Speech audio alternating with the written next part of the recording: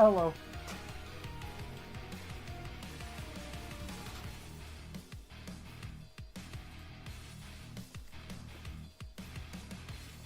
Something something words.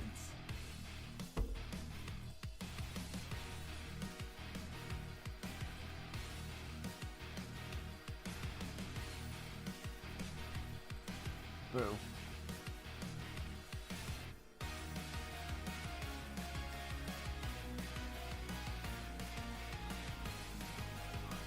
I'm very good at setting up my shit. Okay. I have one very simple goal for this stream, which is to win a run. It can't be that hard.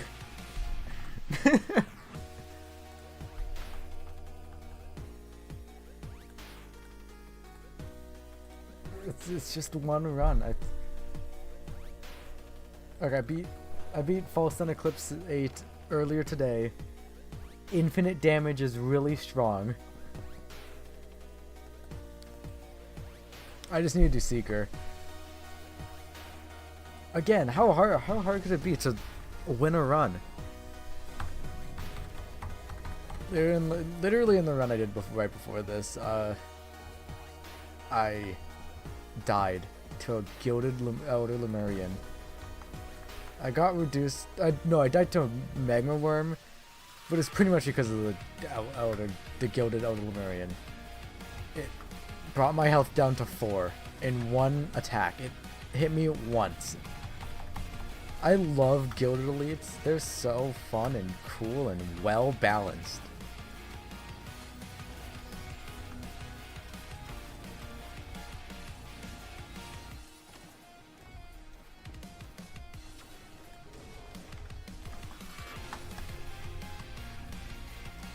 Like, at least I think Seeker's a fun character. If I wasn't super stubborn for like a month or so, I would be playing Chef right now instead of Seeker. I probably will have Seeker E8 done. I'd probably be stuck grinding Chef for hours. But I played Chef already, so I don't have to play Chef in his current amazing, totally incredible, and not absolutely pitiful state. Chef plays so well. I should not be. I'm not complaining about Chef. I'm playing Seeker. I'm playing a different character. This is something completely different. I don't want to talk about it.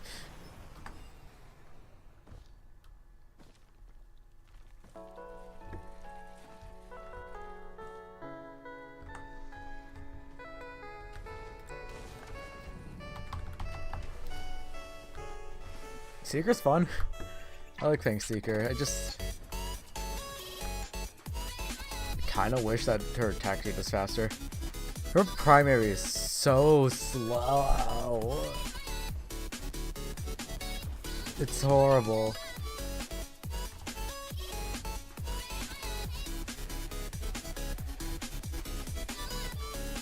It's like my only problem with Seeker is that her attack speed is terrible. Her primary is so slow. It feels so bad. Oh, what a great health item. It feels so bad to play, to use. It could be worse, to be fair, but it could be better. I wish it attacked faster.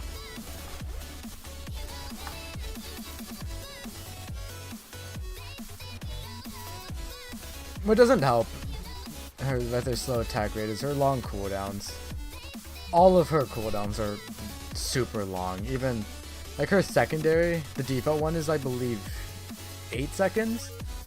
I believe the Seeker's balls are 7 each, which is a long time, and that's her shortest cooldown. So that's a long time. It takes a while.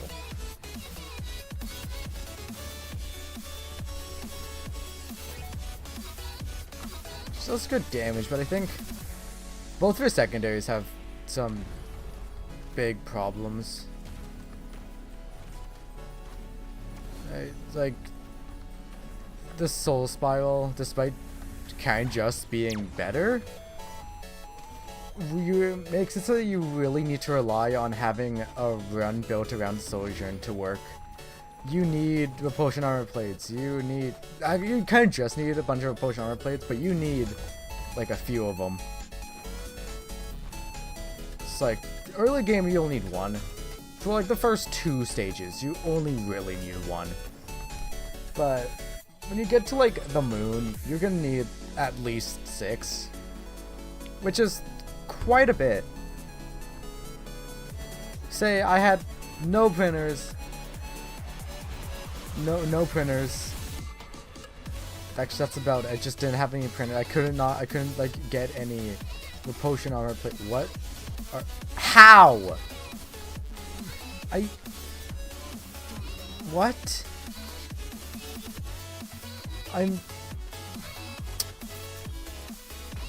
Yeah, so they made their enemies, well.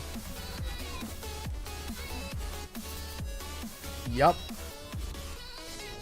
So well made. Man, it's crazy how hard this fight is. Aside from that one really stupid hit. That attack has a lot more range than you'd think it does. A lot. See, from all the way over, like, there. I swear its arm isn't that long. It's just stuck there. It's so funny how bad the Ghetto House Animate is. If it wasn't so easy to cheese.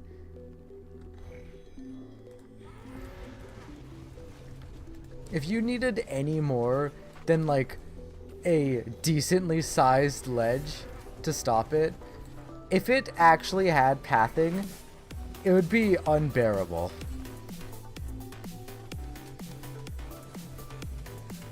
But it doesn't. It doesn't have any pathing. It does. It's just really bad. It has really poor pathing, which makes it super easy to fight. It's not exactly what I want either. I want like a decently fair boss fight, you know, for my first stage, so I can get 3 free items. 3 items is a lot, and are pretty, and most of the time, pretty useful. Ooh, back a meg. I was talking about Publish perfect tiny little background. There's your homework. Enjoy doing your homework. You better do it. If you don't, I don't know.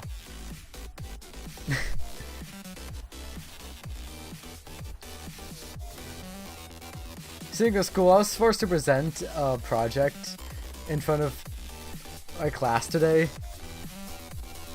I hate talking in front of people. But so I did it all from memory, which is kind of scary because I did the entire project in 2 hours, and like the day that it was supposed to be due, which was yesterday. People were supposed to present it yesterday. A lot of people did, just didn't have the time for everyone. But it's due yesterday. I did it 2 hours, in 2 hours, while I was at home, during school. I wasn't skipping class. I just don't have classes for the morning of school. But I presented in front of my class because it was supposed to be a group project, and my partner got sick, which sucked for me because they're better at presenting things. Anyways, I walked up in front of the class and did the entire presentation from memory, and I think that's kind of scary. Again, I did it in 2 hours. And I talked about some guy's like whole backstory, and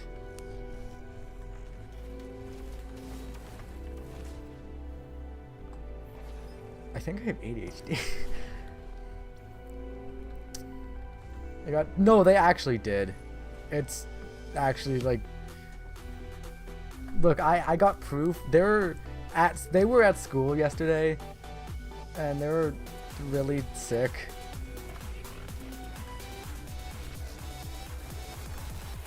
Which is, it's really unfortunate that it so happened to be on like the week the project was assigned.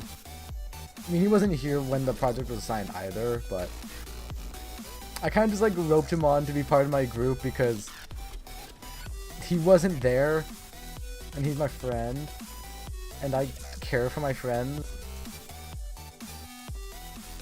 or something like that. I'm an r/nice guy. I was talking about secret secondaries just a moment ago. I was talking about the problems I had with secret secondaries. Right. Like how the orbs are super short range and really rely on you to have Sojourn work. You need a lot of potion armor plates, and I'm not lucky enough for that.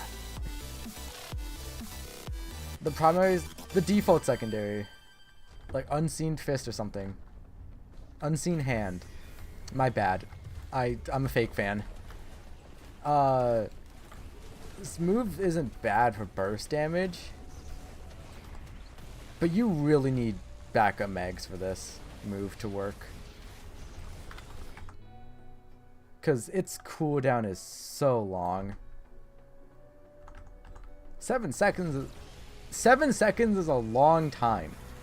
The orbs also have a 7-second cooldown, but it's not as bad with them because I'm not using it all the time. I can like stack up orbs. I can't stack up Unseen Hands. Ow. It didn't even get through my barrier. Haha, get destroyed, Vagrant, with your stupid explosion. With all the cover I have. Iframes. Seeker is dumb. This character is dumb. I can just like avoid everything with the utility as long as I have decent timing. It's not even strict. It's I have a second until I take damage. And even then, if I'm using it to dodge something, I'm probably taking less damage from Sojourn than I am from the actual attack.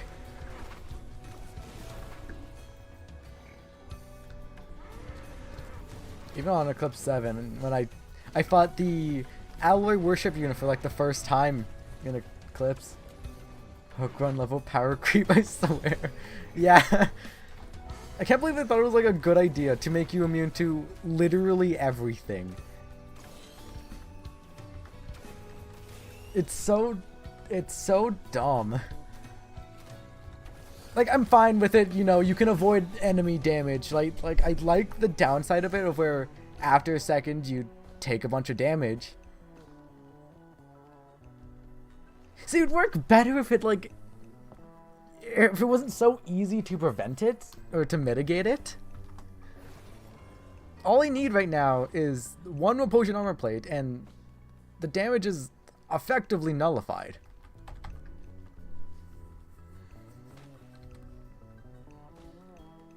If it just allowed you to be immune to like enemy damage, that's fine. If it worked like normal iframes, that's fine. But I can use this to open void cradles and to get free Shrine of Blood uses. That's not strong at all. You know, the interactable that has the downside of, you know, me losing half my health or more. It has an even larger downside on Eclipse Sage because of Curse. Give her evil hooks of heresy. Evil hooks of heresy.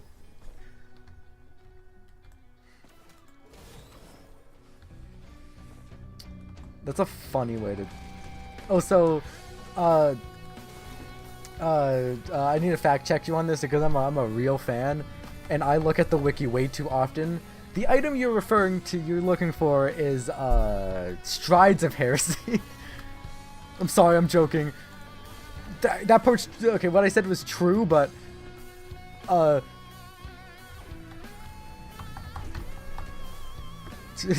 You're fake ban. Yeah, as someone who looks at the wiki way too often, Strides of Heresy, it transforms your utility into Shadow Fade.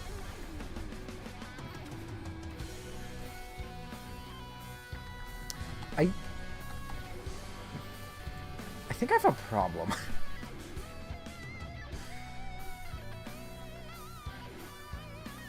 Anyway, Soldier and Stupid. Going back to me talking about the default secondary. 7 seconds is too long. For a secondary ability, 7 seconds is a long time. Most secondaries are like 4 or 5 seconds. Don't remember the last time I picked up a Luna item. Don't look at the number. Same. Last time I picked up a Luna item was earlier today when I was in my False Sun run. And I picked up a gesture, but only because I didn't want to repeatedly press Q to use my Forgive Me Please so I can stack infinite damage.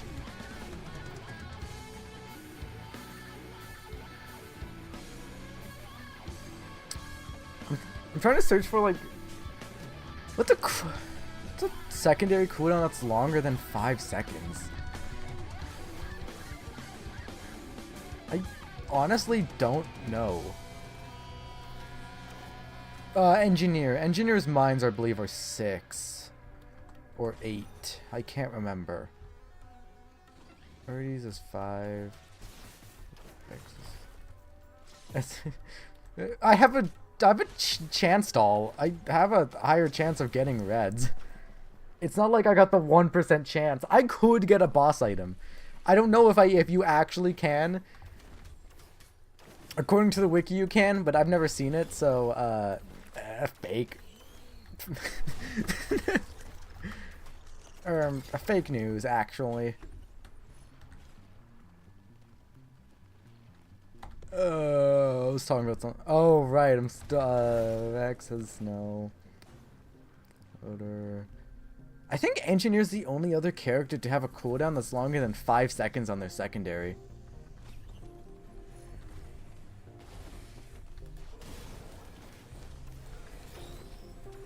No, the new characters don't have them either because Falson's 4 and Jeff's 5. Huh. That's a kind of interesting fact, actually.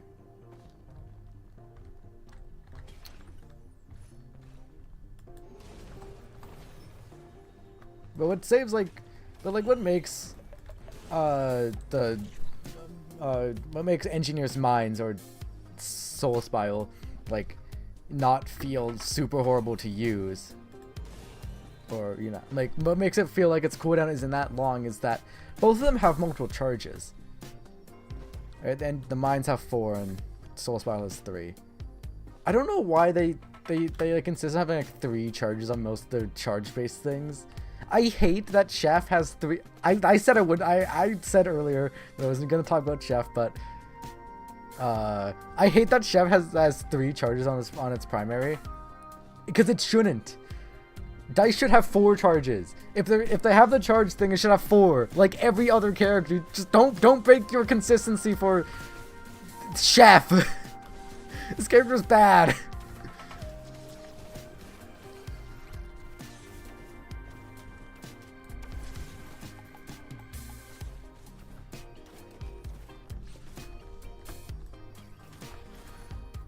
So I think Chef's to make it worse for Chef, the charge time for his primary is longer than Artificer's, than most other characters. Most other characters have like a 2 second, or Artificer has a 1.75 second cooldown for each charge.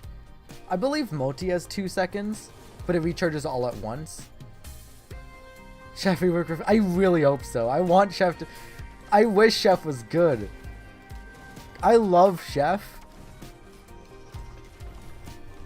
I can't love Chef in this current state, though. I wish. I don't think Chef is as bad as everyone, is saying. He's definitely the worst character by a long shot. But he isn't Chef isn't exactly unplayable, though.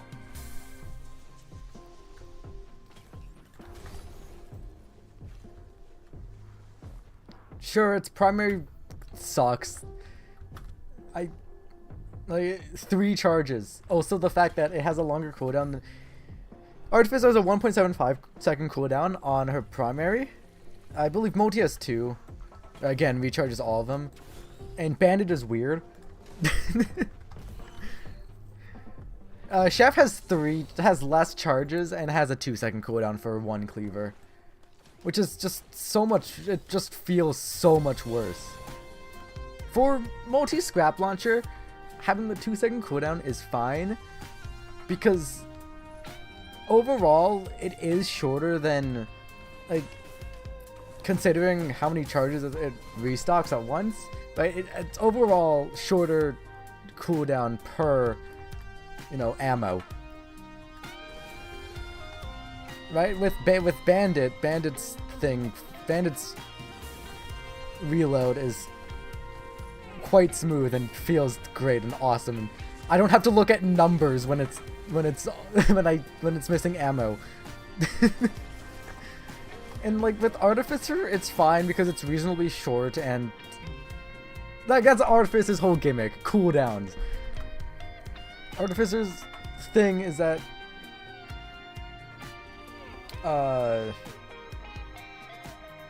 Scrap Launcher isn't real. But I can't remember who it was. I think it was one of the Commando Screen Twitter accounts. But I remember them saying that they really liked using Power Mode Scrap Launcher. And I couldn't believe it. A Scrap Launcher fan.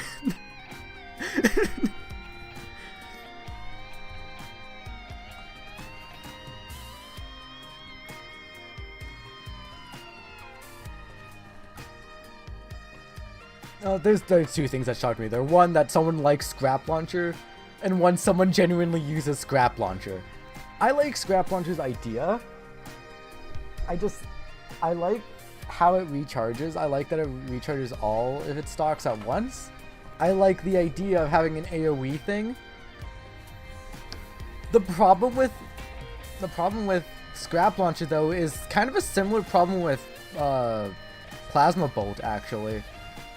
Right, its AoE isn't that good and it sacrifices too much. It sacrifices too much to like make it worth it, really. I'm gonna die. No, my watches! Ah! My watch! Rebar is infinitely better and it sucks. True, Rebar is infinitely better. Oh, so I am dead.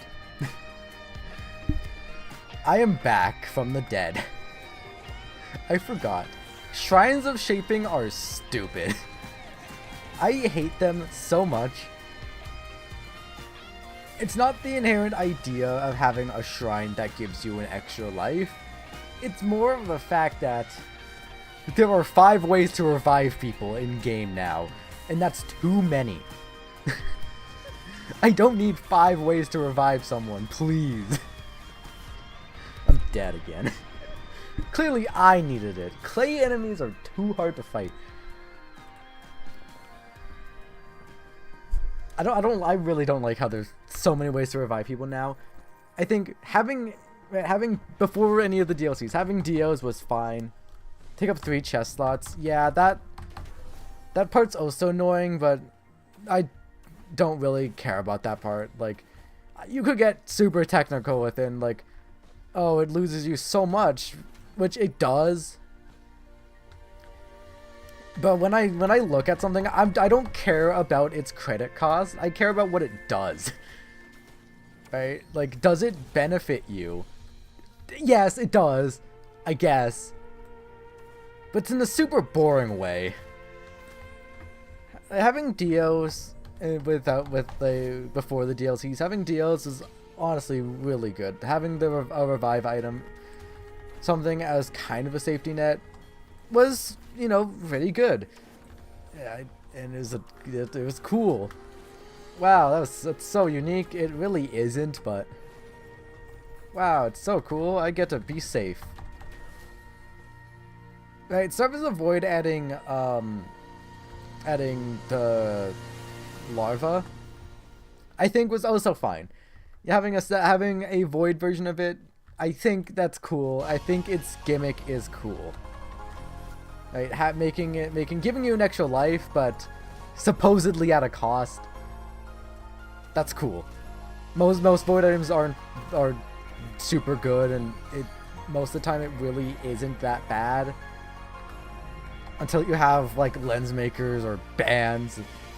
My 0.5% chance to instantly kill an enemy. Oh, it's so useful. My black hole that has double the cooldown of a band and does less damage. Because it has more AoE. They don't know how to balance AoE abilities at all. Is what I'm hearing. Scrap launcher sucks. Plasma bolt kind of sucks. Singularity band sucks. They value AoE too much.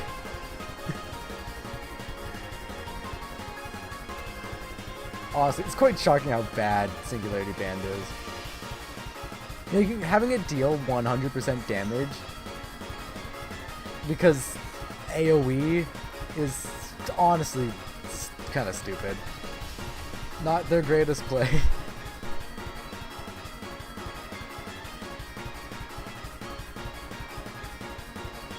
Especially since like Kadara's band does honestly really good AoE anyways by itself.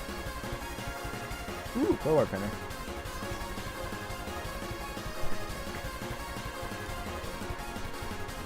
And then Seekers in the Storm, they added 3 ways to revive people in that one DLC, which is me no likey.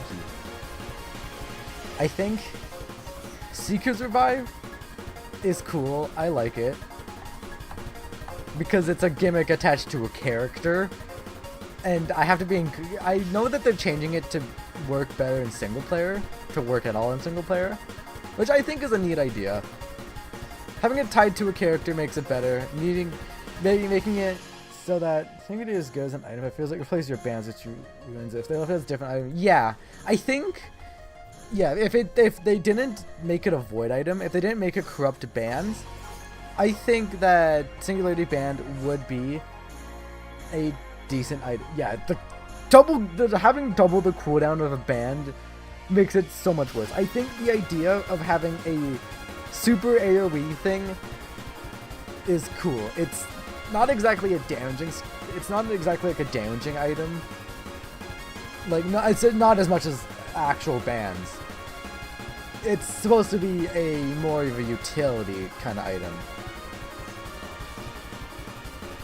Right, the cube, the primordial cube, but 20 seconds. It's half the cooldown. Why is it 20 seconds? Like, it's cool if you have, and it works super well if you have like good AoE baked into your kit, or like a gasoline, or a will-o-the-wisp. If you have AoE, that's good, and it works. It's a cool synergy. It works super well with AoE stuff. But it takes away my bands. Can't just do that to someone.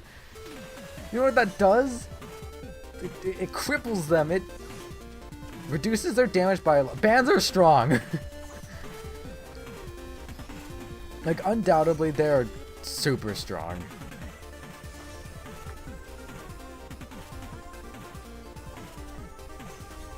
I think the inherent trade-off of damage for utility is a cool idea. And while not like super generally useful, can be used really well in like some niche scenarios. I think Seeker would work really well with a Singularity Band because it drags enemies towards the middle of it, and Spirit Punch has piercing.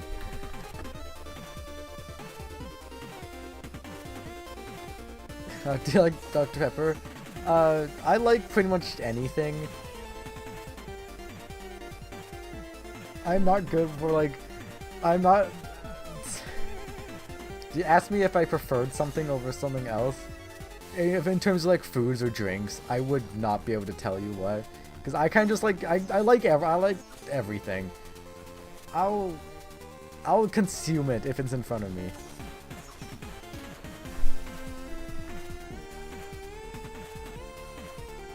There isn't really any like food or drink that I dislike.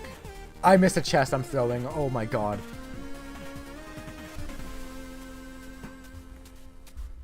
It's over. Run's over. I missed a chest stage 1. That one item. It could have been another crowbar. Most likely I probably would have just turned it into another crowbar. I was talking about something. I'm trying to remember what it was. Revives. So if you said no, we're giving you a disappointed dad talk. Uh-oh.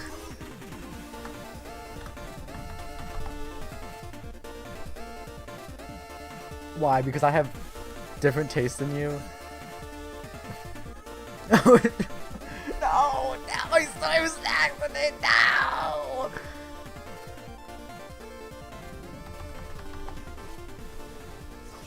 It wasn't my fault! I didn't mean it! No! Yeah, when my run ends, I'm gonna blame my loss on me missing that one chest on stage 1.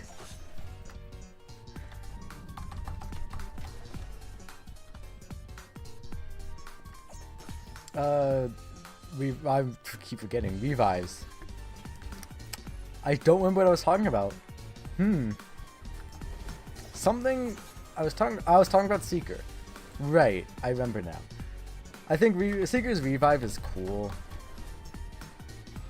I think Seeker's Revive is cool because, at least in the current moment, I think it's really cool because it's multiplayer exclusive and it exploded in zero hesitation. What the hell? How many bombs do you have? Can I have some?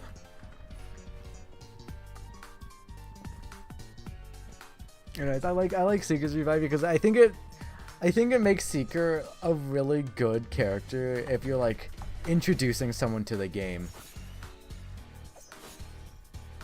Because I think the biggest thing while introducing someone to this game, especially if you're playing multiplayer, is that, you know, obviously they're going to be worse. They're going to die more. Right? Which sucks because you can't do anything for the rest of the stage. I think that, if anything, is going to turn someone away from it. The fact that you just can't do anything in multiplayer after you die. Having the revive, even only once, just... this is just like generally, but like it just makes it feel a lot better. But you're not just sitting there after you die.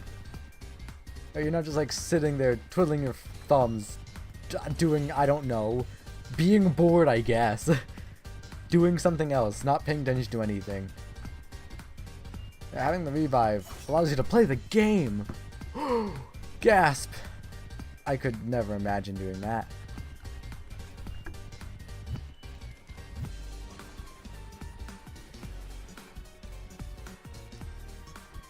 And that's why I think Seeker's Revive is pretty cool.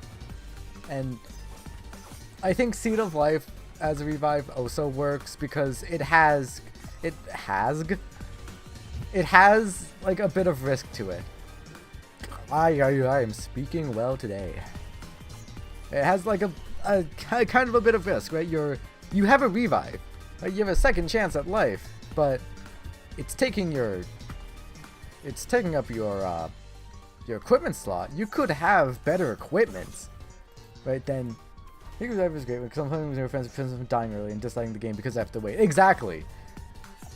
That's the point I'm trying to make with Seeker. It's just, it makes it so much easier to introduce people to the game because they don't have to sit there as they watch you loot an entire stage and suddenly they can't do anything for us to run because they died once.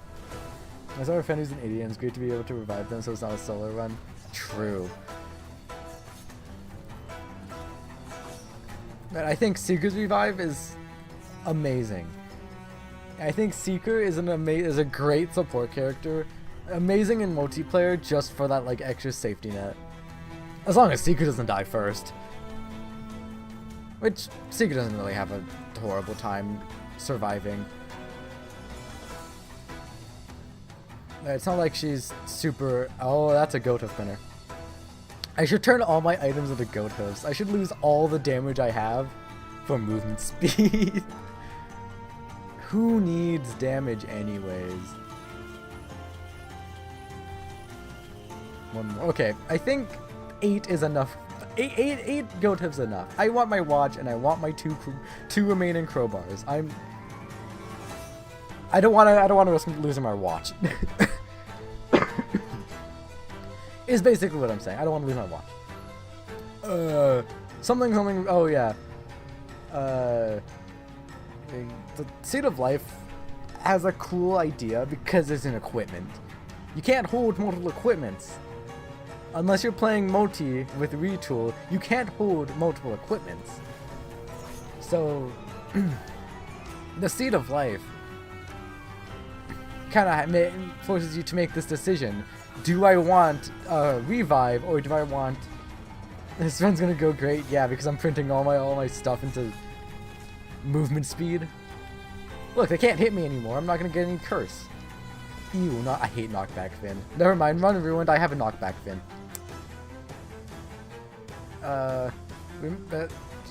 Seed of Life forces you to make the decision, like, do I want this revive, or do I want a potentially better equipment that would also help me live? Right, I could have the, are you here for another stream? Hello, welcome. Welcome to my awesome, giga awesome stream where I complain about revives. I am complaining about revives, by the way. Oh yeah. But me casually forgetting what I was talking about for like the 8th time this stream. It's been 45 minutes.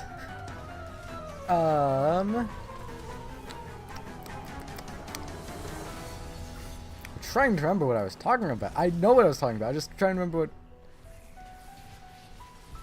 I don't remember. Look, I remember talking about Seed of Life, and that's all I remember.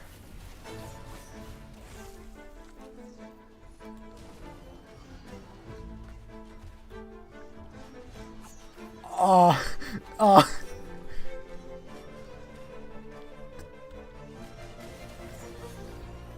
Okay, I'm gonna skip Seed of Life for a sec.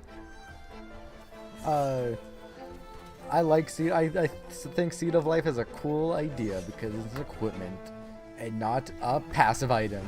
Having a 3rd revive passive item would be so lame, so boring, and Shrine of Shaping. I love the Shrine of Shaping. I love that. I hate it so much. I don't think it needs to be in the game. I was talking about how it was oh, yes. Oh, right, because...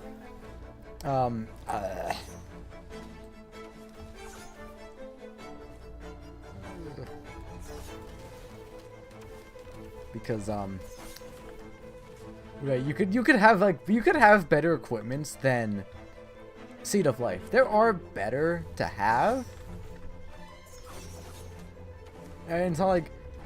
Right, there's better to have, and there's that thing to gauge, like, do I really need to have this revive so much?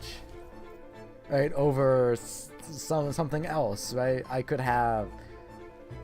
I don't know, when you think of good equipments, I think of recycler. I could have a recycler, a capacitor, or disposal missile launcher. These are all pretty good equipments that I'd say are generally better than Seed of Life. There are some times where you'd genuinely prefer Seed of Life,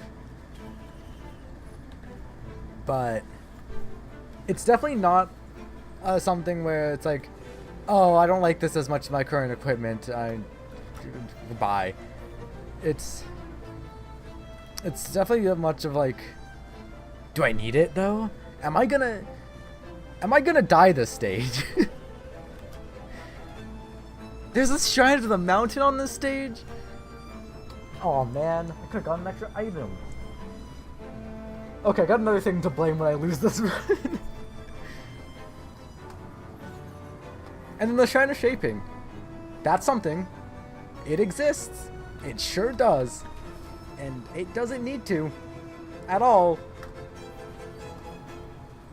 Putting aside the fact that you're losing 3 chests from this. just ignore that for a second. The shrine itself is just bad.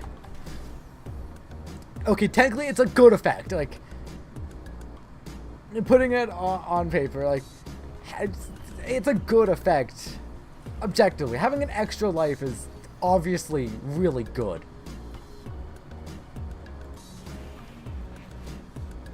But, like, its downside is so useless.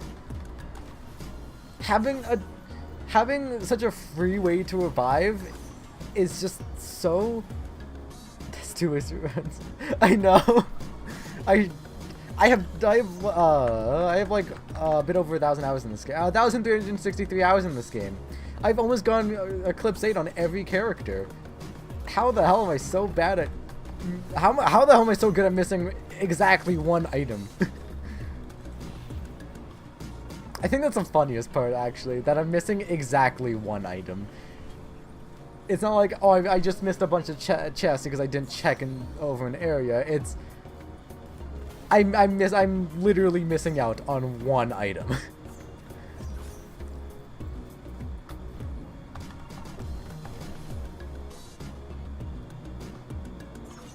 But the Shrine of Shaping is just the cost for it. The supposed cost for it is that you lose 30% of your max health, but that really isn't much of a downside. I'm still effectively gaining an extra 70% health.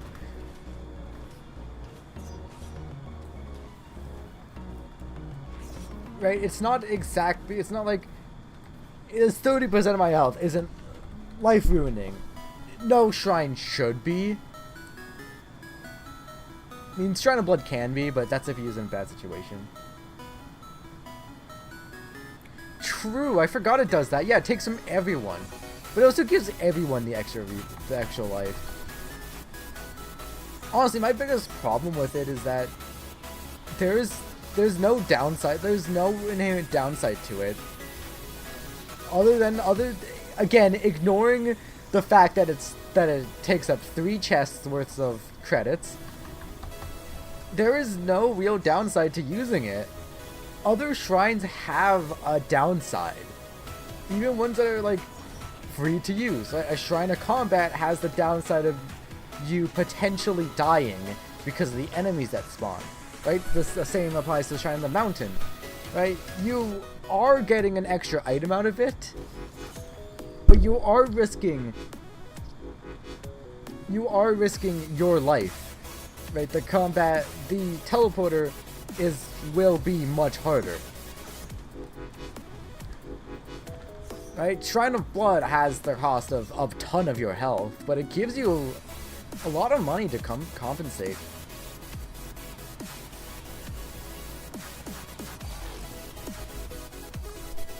I think other shrines are just much better in design.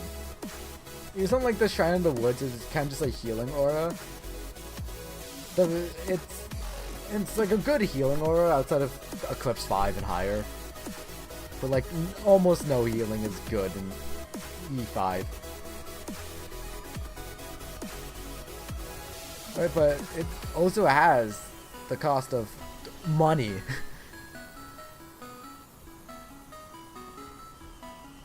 Right, if you're gonna use the Shrine of the Woods, it costs money. But with this, you're getting an effective 70% health increase. That's not a downside. That's a less effective revive. In terms of like the total health you're getting from it, yeah, it is really just a less effective revive item.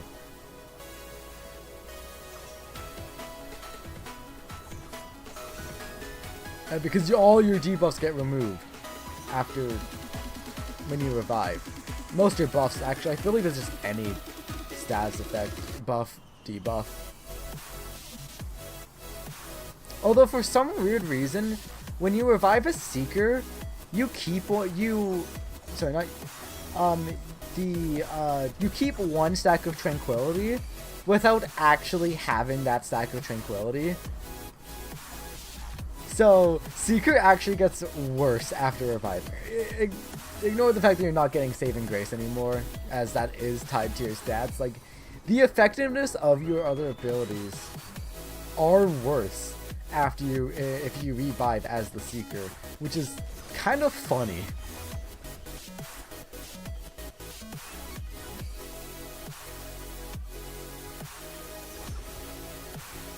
And I don't know what causes that exactly, but it causes her to keep one stack of Tranquility on her Tranquility meter without actually having the stack, but without having the actual effect of it.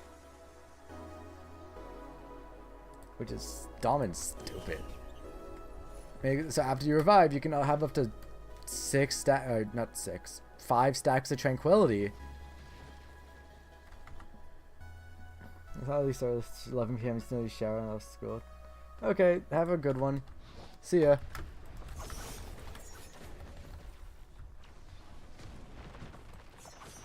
But yeah, the Shrine of Shaping is just...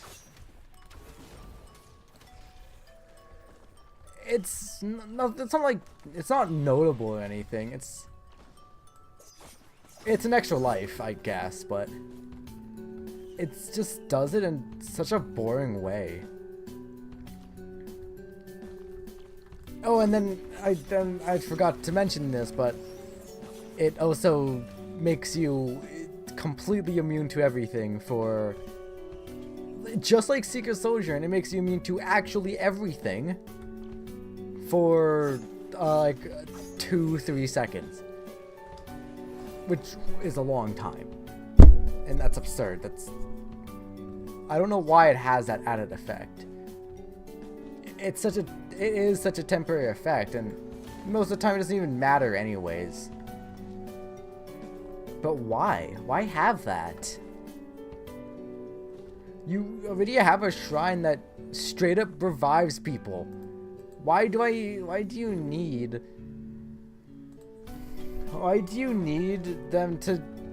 like the extra safety net of that they don't die right after using it? I get that could be a threat, but that's also a threat when using any shrine. That you could die. Not a threat that's gonna happen often, because interacting with things doesn't require you to stare at it for a few seconds. Just need to breeze past it, and the action balance ability is so pointless. I think the shrine is pointless. I don't need 5 ways to revive in this game. 2 was good. I think 4 of the 5 ways currently in the game are fine. Right? The 2 items that inherently have the downside of you could have had better items. Right? Seeker's revive being character specific, and again, Seed of Life, just like the passive items, having the thing of you could have had better. Why does the Shrine of Shaping exist?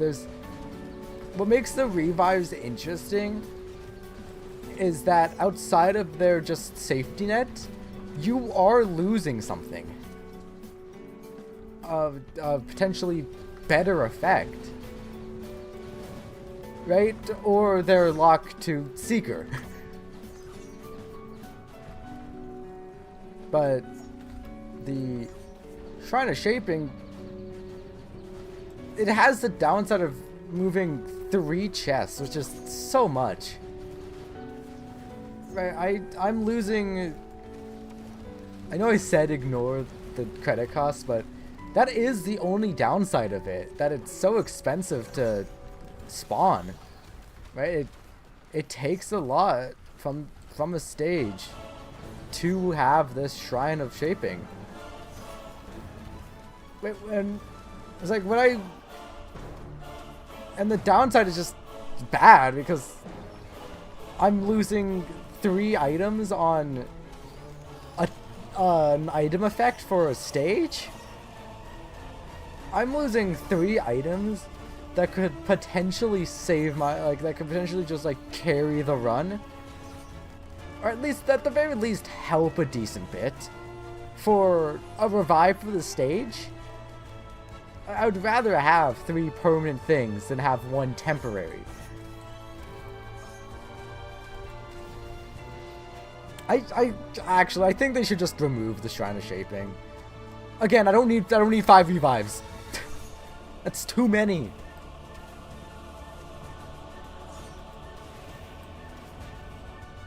And if anything, that's the only thing I really want them to remove at all.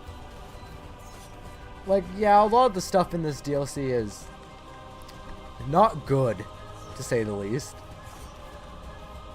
But most things have the potential to be good. But the Shrine of Shaping, I see nothing from it. It's so pointless. Like, what's the point? What's the point of having a new shrine that gives you a extra life? The downside is pointless because it doesn't do anything in the long run.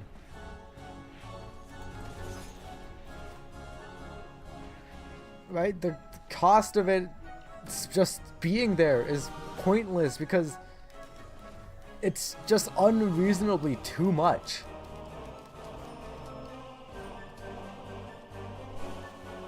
Why? Like, why do they do this? I hate Shrines of Shaping.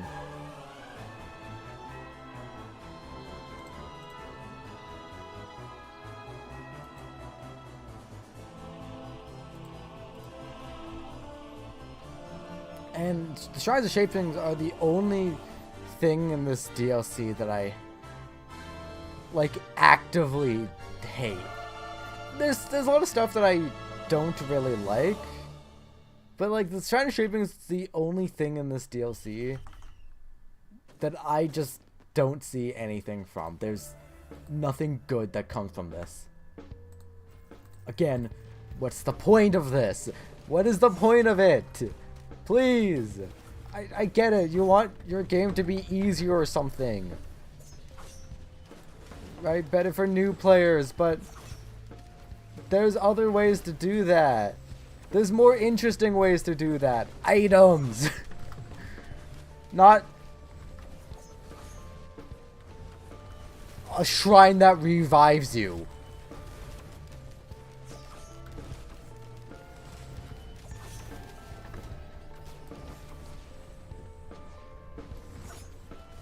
Those are my rant about revives. I need something else to talk about now. I could talk about so many things wrong about this DLC. Ow! Okay, that was my bad. I realistically should not have gone hit there. I have healing. There goes my watch. I kind of like that. Yeah, I thought it was a pretty cool watch. It told me the time. It gave me a 20% damage boost. It was pretty cool. Also, I am almost lost half my health in Curse already. That's not good. 323. Beepity boop, beepity beep. Nah. I need around $2,000-ish. I'm just, like, really rounding this. I don't know. I don't know the exact amount of money I need for all 7. I'm just gonna say roughly 2,000-ish. Okay, did not know you could reach you up here.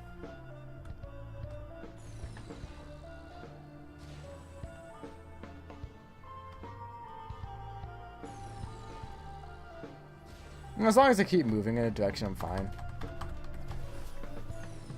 Never mind, I got the 20-second cooldown because I suck at pressing buttons.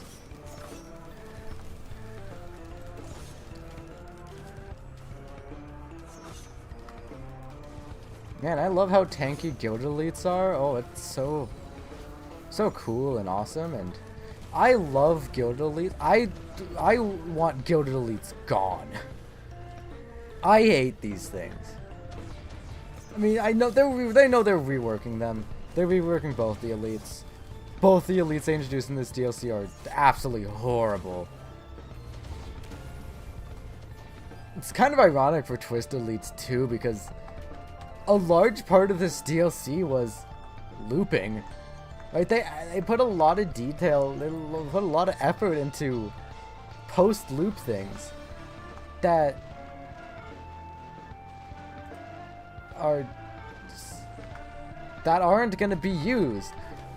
The idea of having the looped stages are really cool, and I really love that idea.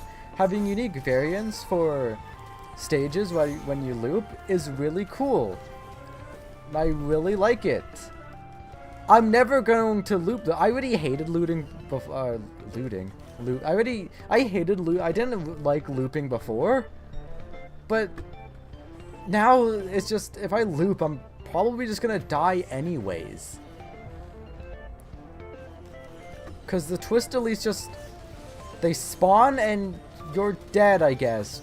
You had too much AoE or something. I don't know. Get fucked. You dumb stupid idiot head.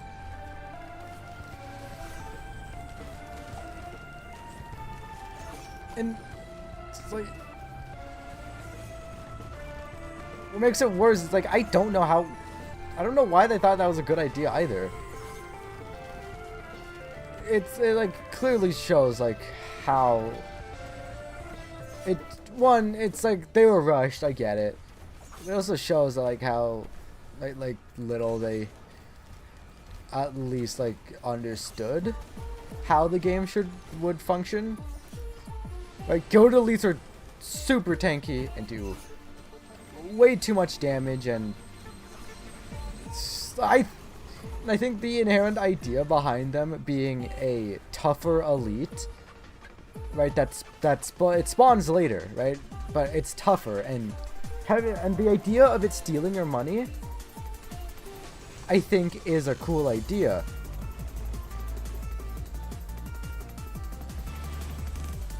But it doesn't do it well. The money stealing thing is kind of just annoying at best. It's not that much of a detriment. It's especially later on. It's like at the point you're seeing these things, that the only point it's really going to affect you is on stage 3, the earliest they can spawn. Right? And like stage 4 onwards, the money stealing effect, well, yeah, it steals a lot of money because it's based on how much money you have. It's annoying, and that's about it. It's not much else other than kind of annoying.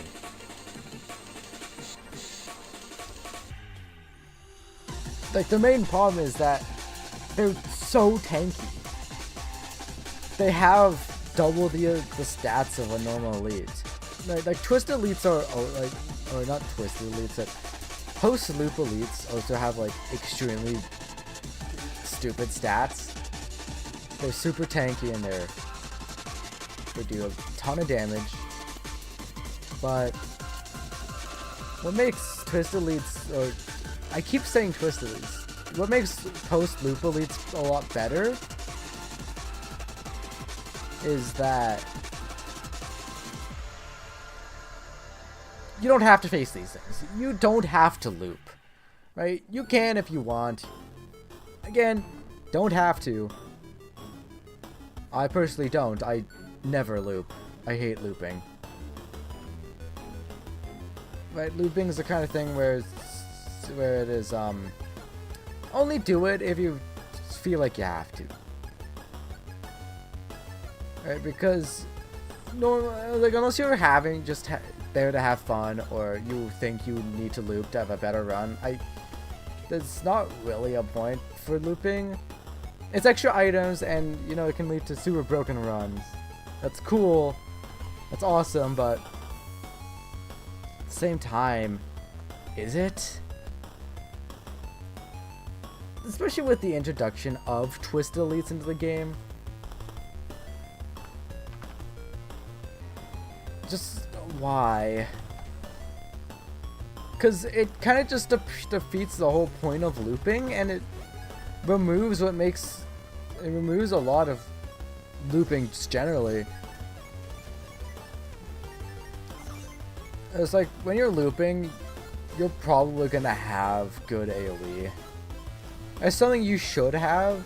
Like, you should just have, like, a decent amount of AoE just generally. Right? Maybe not for... I cannot press buttons. Maybe not for Mithrix, right? Where, like, AoE is not that useful overall. Right? Where it definitely values single target damage in the fight. But for stages, AoE is extremely strong and invaluable. Especially so if you loop. Right? It just brings the value of AoE more. And then they introduced Twisted Elites, which just kill you for having any AoE at all. Most likely, they're gonna spawn and you kind of just instantly die because they deal 2.5% of your max health per tick. Whoops, I guess I had a bit too many gasolines. My bad. I shouldn't have gone gasoline. My bad. I guess I'm dead. Again, I know they're reworking them. They're reworking the elites. They're hopefully making them better. But as they are now, it's like, especially Twisted Elites. Like, Twisted Elites are just unfair. They don't need, there's no restrictions to it. It's kind of like how I feel about the Fulsom Laser. There is, with Twisted Elite effect, the damage back effect, right? There's no limit to it. There's no restrictions. There is one restriction, which is that enemies in its aura need to take damage. And believe it or not, when you want to kill things, ooh, I don't know, you might need to deal damage to them. So either you kill the elite, the Twist Elite, or die trying. You hit anything else, and you're taking a ton of damage because I said so.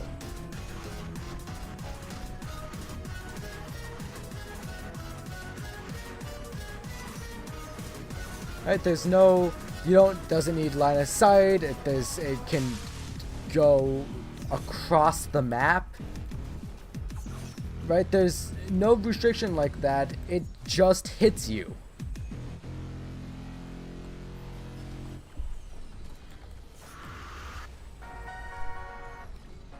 I wish Twisted Elite's just unfair.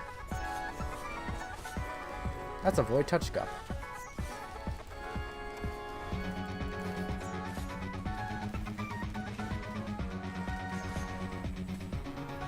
Or even scarier, Void Touch Brass Contraption. That thing will do a ton of damage. And then kill me with Collapse. These are a lot of Void Touched enemies.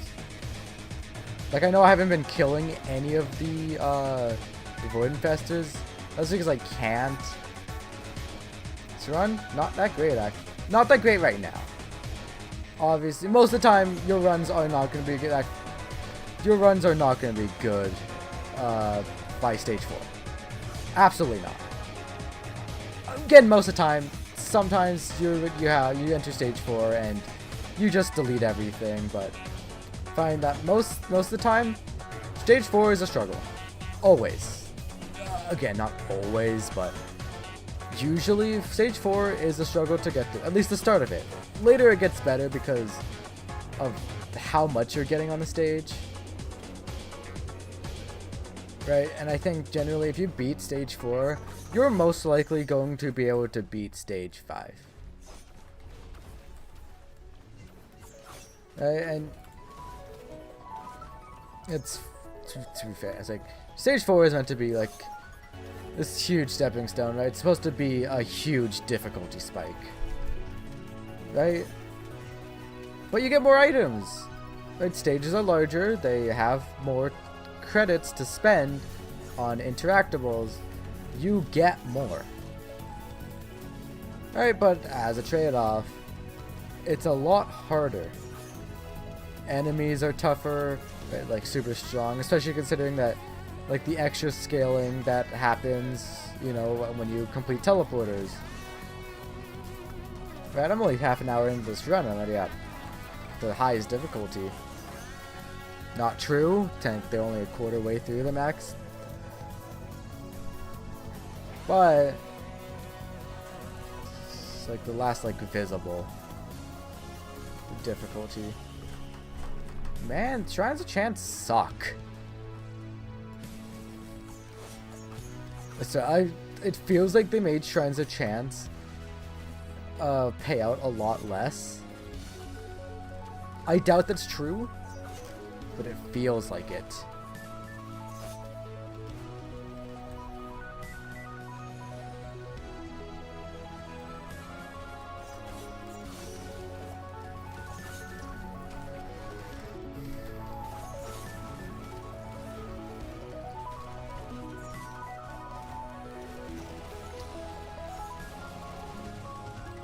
Yeah, Stage 4 gives you a lot, and obviously it's a huge difficulty spike because of it. Right, if there wasn't the difficulty spike in Stage 4, if it still gave you as much as it does, as much as it does, right, it would make the game so much easier. But this is a challenging game. This is supposed to be a challenging game. Most roguelikes are, right? It's kind of like one of their main selling points are that they're difficult games that are luck reliant. Right, roguelikes are most roguelikes. As an avid roguelike hater, I totally don't like almost only play roguelikes. Roguelikes are supposed to be hard.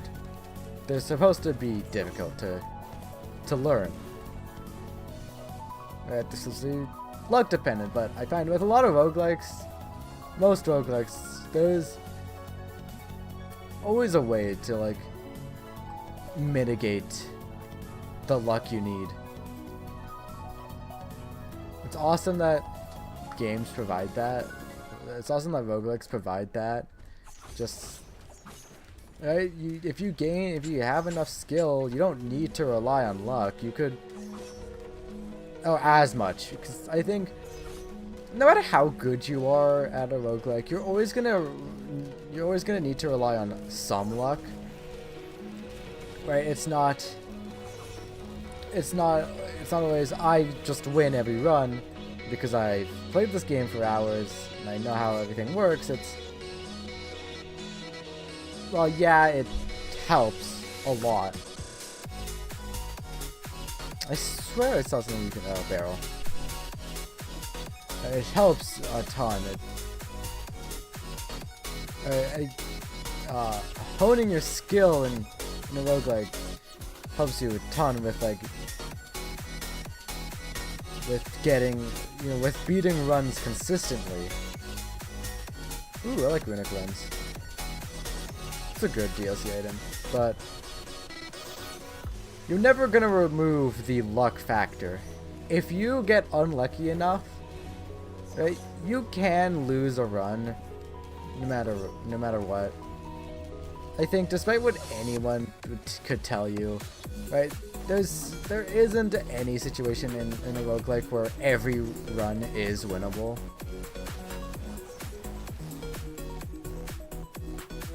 Most likely, yeah, someone saying that isn't entirely false, because every run that you're probably going to play, you can win. Give it patience or enough effort, you could win. But as roguelikes are randomly generated, there's always some kind of seed that is pretty much impossible.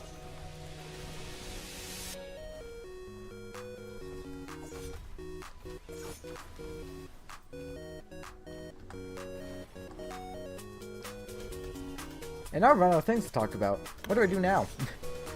It's over. I failed as a streamer. I've run out of things to talk about.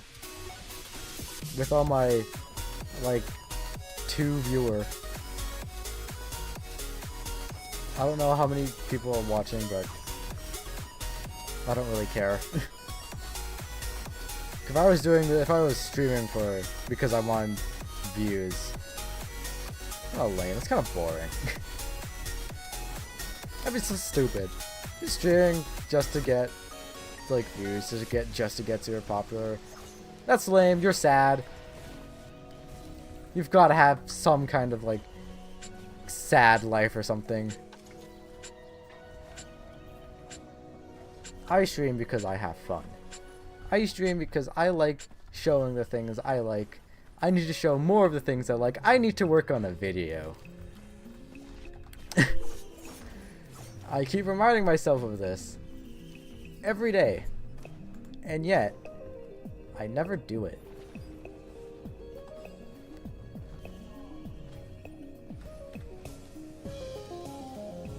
I really do need to get started on that video though. I can only delay it for so long.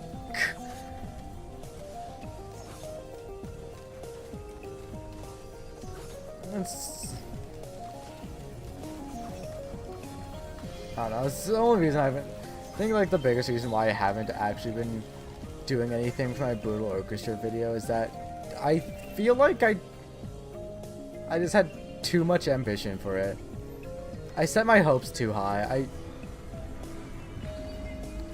I expected too much from it. I like the idea it's supposed to do. I like what I want to do with it. But it's also something that I don't think I'm going to be able to like fully achieve. Honestly, I haven't even gone to like editing or recording any. I have recorded some stuff. I've only done recording stuff. I've recorded gameplay. And that's about it. Because that's also one of the reasons why I haven't done much for it yet. Ow. Also, ow. My bones. Oh my god, they hurt. Oof, ow. But like one of the big reasons why I haven't done that much work for it is that I am not good at replaying games. I just don't really like replaying the game. I like the magic of the first playthrough, and after that it's just not the same. And obviously it isn't, right? I know more. Like after I played the game for the first time, obviously I know more. I know what's gonna happen, and to me it just sucks away most of it for me. It's really surprised that I love roguelikes such as I do, but I think it's because it's not like roguelikes. Most roguelikes don't really have inherent like a story beat to follow. Which is also probably the reason why I haven't played Brutal Orchestra that much after my first playthrough of it, is because compared to most other roguelikes, Brutal Orchestra has a very like it's lore. It's like very like in your face about like its story and stuff, and you need to complete and that.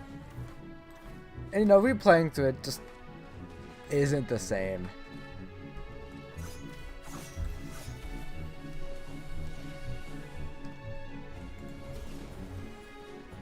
But also, it's also partially because like there isn't really much for me to strive towards. There's not much like I need to do. I've already done all this stuff before. I'd probably feel and do it a lot better if I hadn't deleted my save file,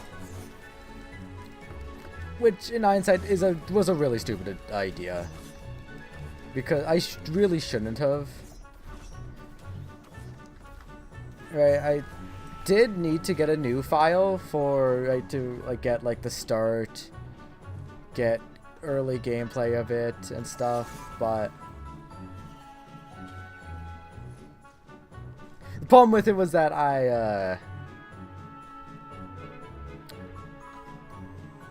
the update that added save files was gonna come out that Friday. And because I really, really wanted to do my video, right, to do my Brutal Orchestra video to start it, right, because I really wanted to do it, I deleted my save file a few days before that update actually came out. Right, so if I had my 100% file, I think I would have a lot more enjoyment from it, because I could just play the 100% file. I could have everything already, and I wouldn't have to worry or anything. I could just have some good old fun and have a silly old time with my fully completed file, and I don't have that. And there's a lot to do 200% Brutal Orchestra. It is quite a bit. Right, obviously I've played the game. I've played through the entire game, right? It's not that hard. To be honest, the game isn't that hard overall.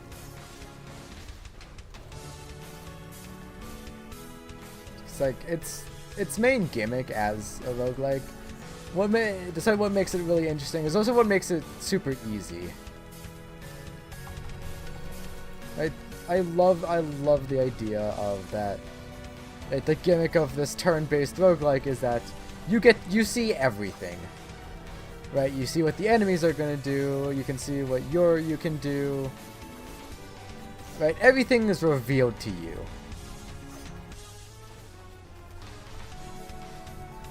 Right?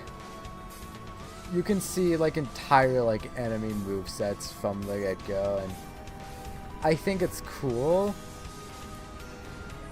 And in that way, it's kind of similar to Slay the Spire, but it's a lot more leaning into you get to see what they can and will do, and they have cool ways to twist it up, right?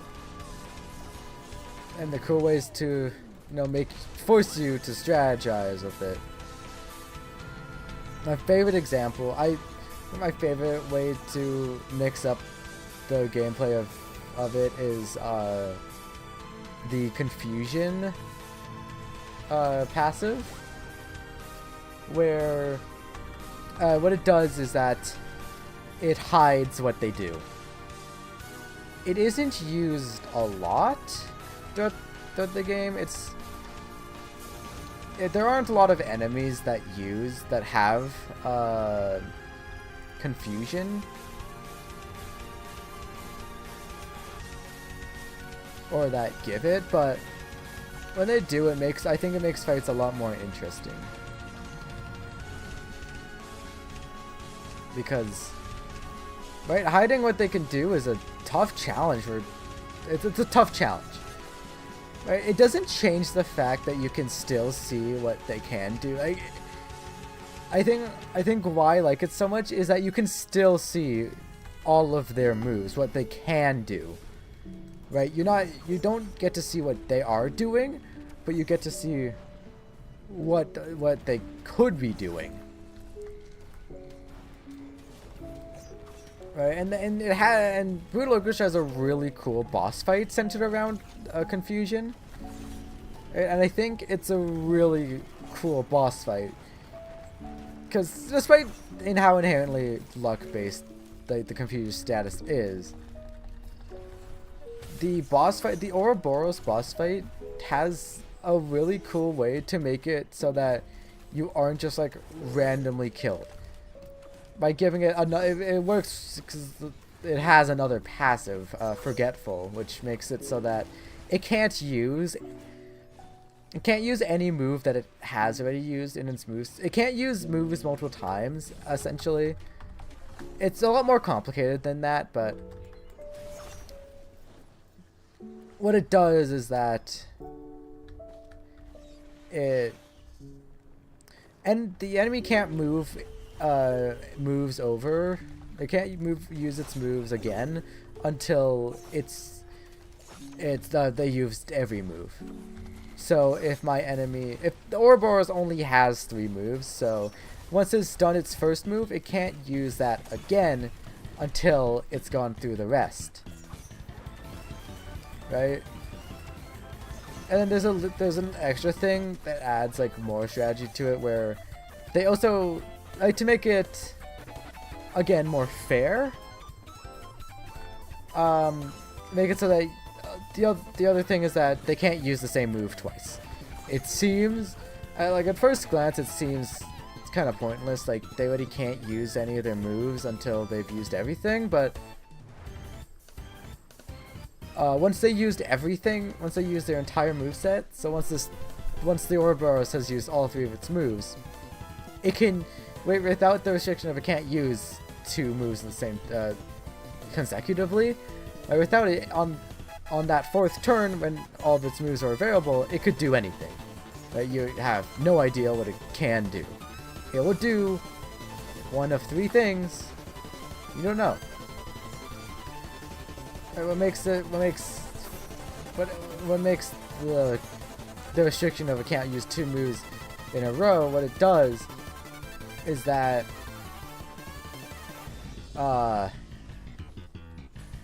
it allows you to essentially like use process of elimination of what it can do, right?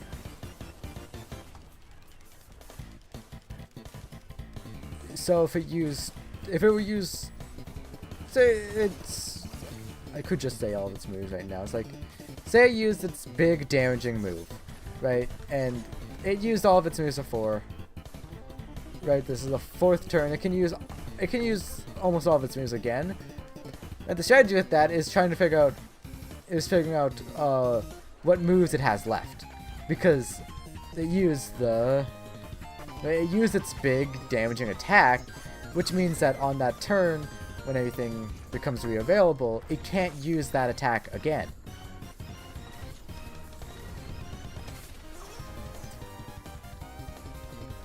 It's super confusing. At first, it is a really confusing status. I think it took a while for me to understand it. But I think it's a really cool and interesting gimmick. I'm not even talking about Masquerade anymore. I'm talking about a completely different game. That's fine. Honestly, I don't really care. See, I need to introduce more people to... I need to introduce people to new roguelikes. I love Brutal Orchestra. It is a great game, and I need to play it more. Another thing that's preventing me from really recording my videos, that needing to make this video has kind of made it so that, like, I can't really play it for fun. It just doesn't, I just can't. Right, if I'm playing it, it has to be for the video, and I guess it kind of just takes away the enjoyment of it, which is unfortunate. Again, I really like the game. The game is really good.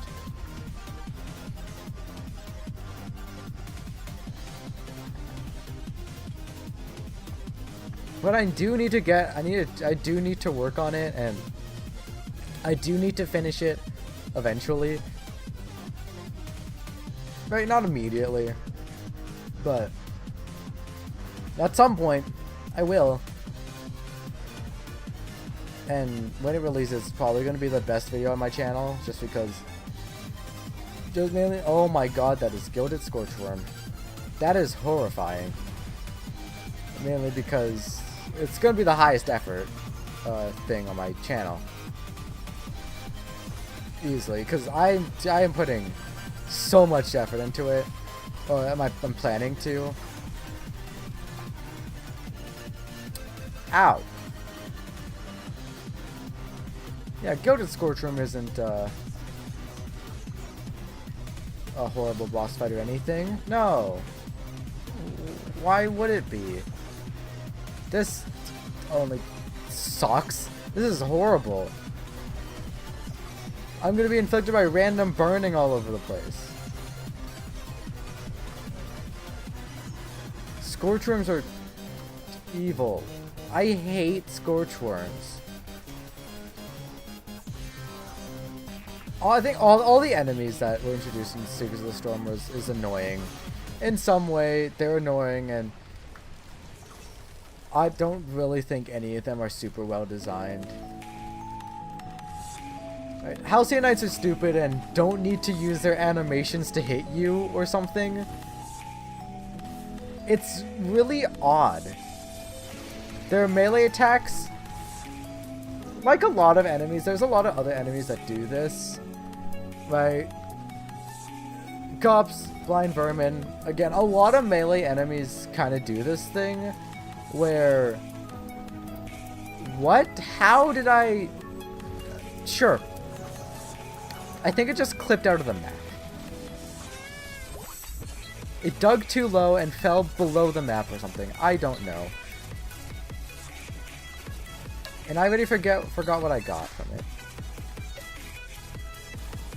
But Halcyon Knights, like other melee enemies, Gups and Blind Vermin, they have the same thing where they don't need to complete their animation to hit you. They just need to start it. Right? Sometimes this causes like a weird kind of like desync between like when the move's damaging you and when the animation would show that it's damaging you. But for the most part, it's fine. For the most part, it's not that much of a problem. To be fully honest, it's fine because the delay between when it starts and when it finishes, like the animations are rather short. Like Blind Vermin animations are super short. They don't last long at all. Gups are longer, but again, it's fine. Like the Gups animations are longer, but it's short enough to where most of the time you would not notice. And most of the time, even like to me, like I don't notice it as much unless I'm stunning an enemy right as they attack me. And that's really the only case you're going to see it happen. When you stun them right as they start to hit you. Right, but Halcyon Knights, they have that same quirk as a lot of melee enemies do, but it's so much worse because it is actually like fully like as soon as they start the animation they hit you. And especially since Halcyon Knights are large and they have a huge wind up to their attack. And just the fact that they don't have to actually use that attack to hit you is unfair.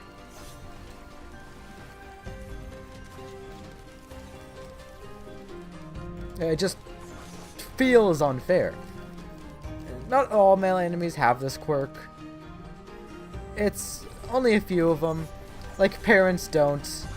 Right? Parents need their slam animation to complete for them to actually hit you. Yeah, for Gups and Blind Vermin, it really isn't a problem because one, it's not super noticeable, and two, they don't have a lot of range, especially Blind Vermin. Like, parents have a lot more range than most melee enemies do, right? They're larger, obviously, but they have the AoE effect too, right? So it's and if they started, it'd be a lot more noticeable because they have such a long wind up for it. It takes a while for the slam to happen, so if I just took damage as it's raising its arms. That's weird. Like, that's just odd. And feels like, oh, this wasn't coded correctly or something. And but the House Knights is a problem because they're just like the parents. Their windups are so long. Right, it takes that time to reel back its arm and then stab at you. When it doesn't, the damage you take doesn't correspond to that.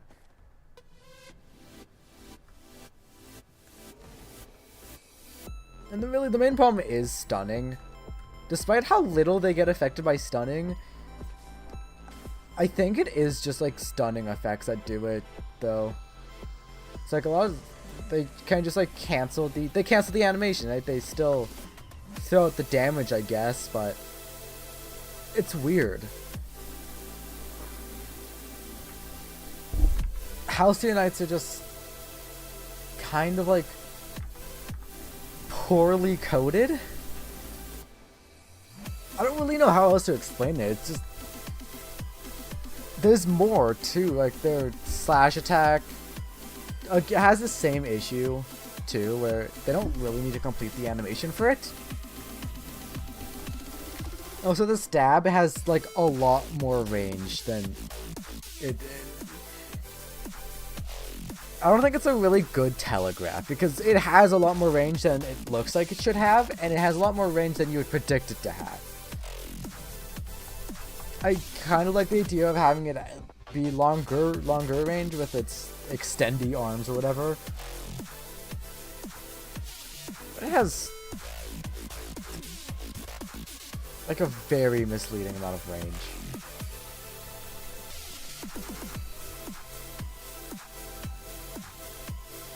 Kill the perfected elite. Kill it. Die. I'm losing half my max health for this, but can you die already, please? There we go. Actually, this is really good. Never mind, I forgot. Right. This is why you should never take Transcendence on Seeker. Okay. So I just lost half my max health. Or half my health. Fun.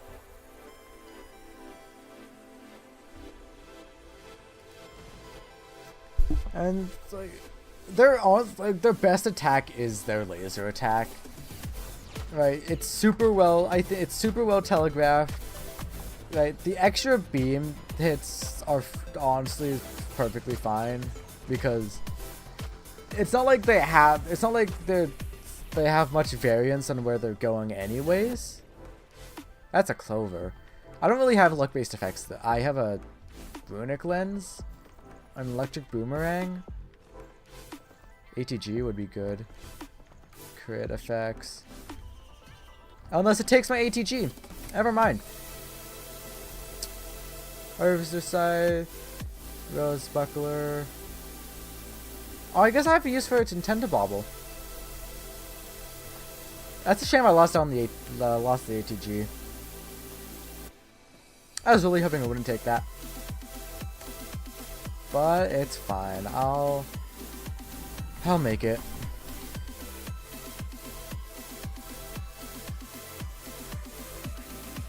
Would I lose more max health if I just went up there using Sojourn? Or would I lose more health trying to do the pillars? Honestly, that's my actual just predicament right now. Like, do I just skip pillars because I have Sojourn, or do I do pillars because I probably won't lose as much max health?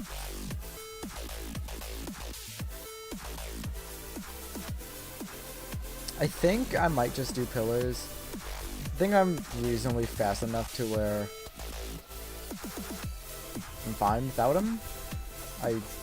I'm fine without using the pillar skip, right? I'm decently strong enough, and I should be fine.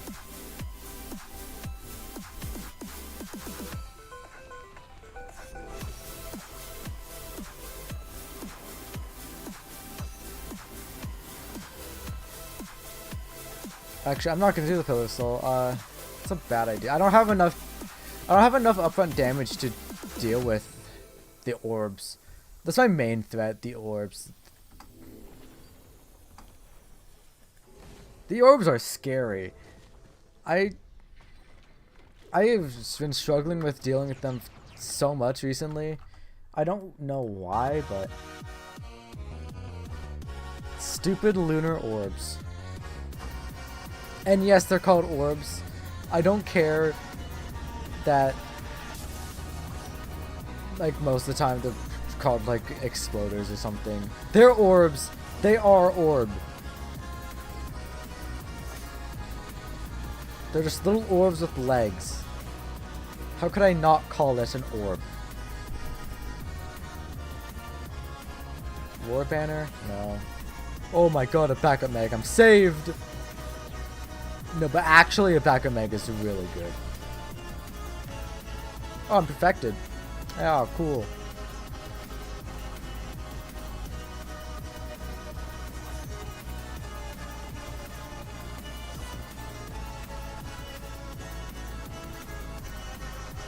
Oh, there's another one. Oh, that one's perfected. That one is scary. But where is it? Where? How did it go over there? The hell? There we go. But yeah, these orbs are kind of scary, actually. Oh, I thought I just took half my health and damage in one hit. No, that's fucking Wake of Vultures. I don't know why. I can't hit these things.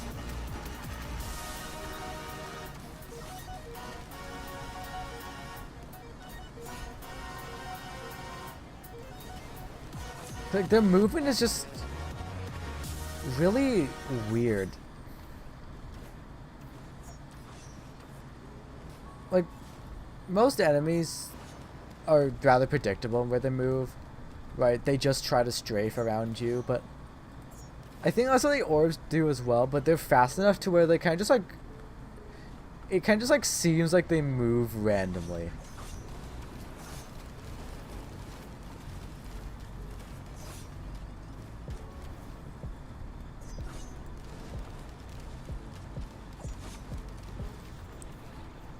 Thinking about how much better this run would be if I had a fucking ATG.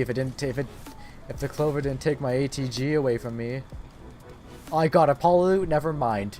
Problem solved. That is a polyloot with a clover. Yup, that's a 43% chance. And yeah, I'm not gonna get the 7th stack of Tranquility. I don't care about the status at the moment. And I want to keep my heal for Mithrix, just in case. Seeker is a character I've been struggling a lot with Mithrix, actually. Falstun is also a struggle with Mithrix, but that's mostly because he's a melee character. With Seeker, it's just...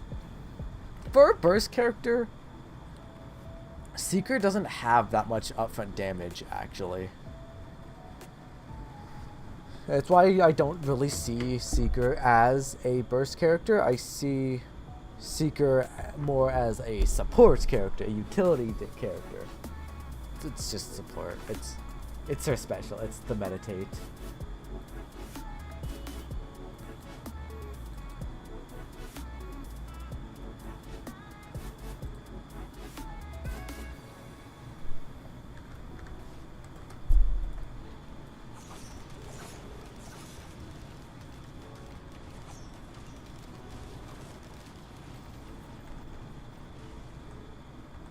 I also want to do more. I want to do more videos. I want to do more like edited videos. I just don't know what I would do it on. I want to do videos more of like a kind of video essay-ish style, because that's just like the way I wanna. Just the way I want to do it. Because I like talking. I don't know if me streaming suggests that at all, but I like talking. When I'm not directly in front of people, I like talking. I am a big talker. If I have stuff to talk about, I will. Right, and I really like translating that into a video. Right, I like talking about the games I enjoy. But the big problem I have with like trying to do these, like, I don't know what I'm gonna talk about. Do I want to rant about specific things? It was like this, like the kind of thing of like I want to be original enough. And like as much as I love playing this Gavana and how much I like, considering how much I play it, right? I could make, you know, video essays on these. I could talk about I've had ideas of what to talk about, but also it's like I always fear that they're like not original enough and they're not gonna be cool, and also like there are so many other people that do Risk of Rain content. I mean, it's the thing with most things ever at all, but I do want my channel to be more variety based because all I'm doing right now is Isaac content, or at least for my videos. Where I have two sides. My streams where I only play Risk of Rain, or my videos where I only play Isaac. Right, but if you watch my streams, like, if you've talked to me outside of like my YouTube, or I guess Twitch too, talk to me at all outside of those, pretty much like at all, really. I really show like what I really like a lot of games. I play a lot of games. I am a big roguelike fan. But making content on roguelikes is kind of hard because I don't really want to do more of just gameplay because I think it's boring. I don't like it. I've done it before already.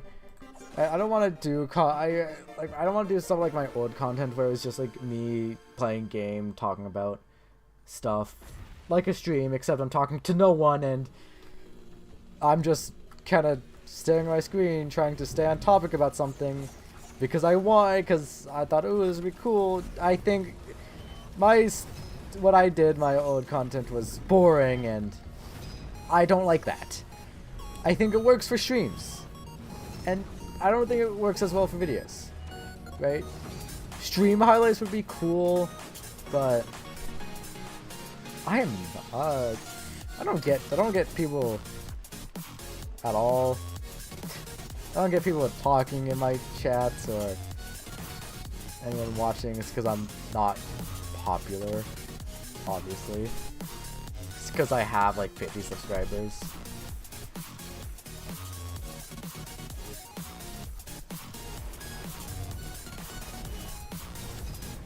But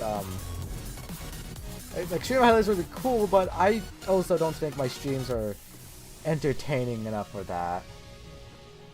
Because in the end, it is me, like, just trying to make my stuff interesting to, I don't know, mixed results. Sometimes I can do it, but my way of solving it is by just talking about random things a lot. I'm good at that, and yeah, it's cool and all, but on the other hand, I don't know. Yeah, I think Streamlight Advice would be interesting enough. It's just I don't have a lot to share with my streams. It's not like I don't know what I'd edit for that. Right, it's not like I'm getting like funny clips or something, because to be frank. I don't think I'm that, like, when I'm talking about stuff in streams, I'm not really taking, like, a super comedic approach or anything. I'm just here talking. Trying to. I'm not that funny of a guy. Right, I'm funny through text by saying really stupid things that I'm good at. I don't know, that's really it. I'm not that funny. Again. Okay, I think that's first phase.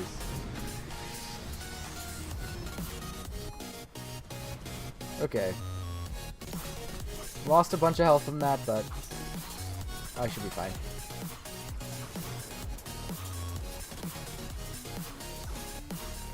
Right, phase 3 might suck, honestly. Because, like, phase 1 definitely showed. I don't have a lot of single target damage.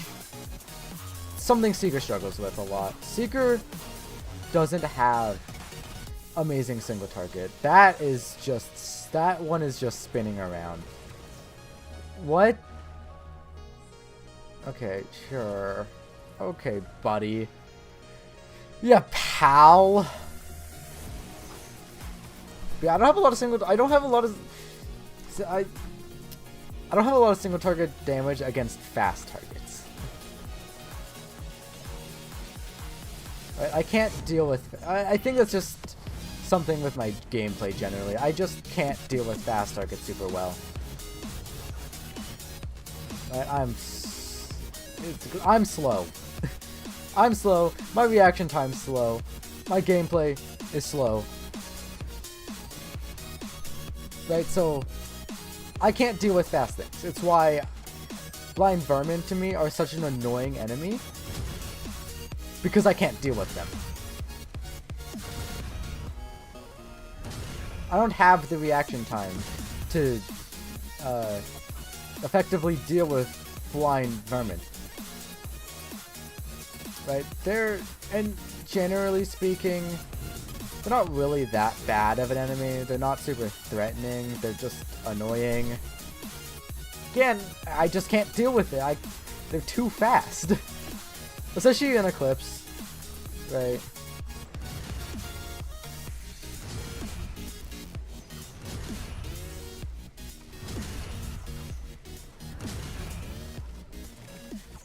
It's also why I find fighting these. Oh god.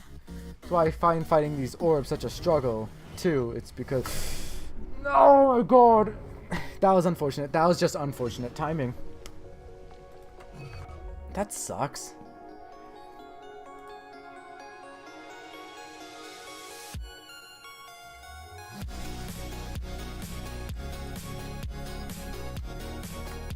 Oh, that is sad. I could have done that. I could have beaten that. But that was really just that was just super unfortunate timing.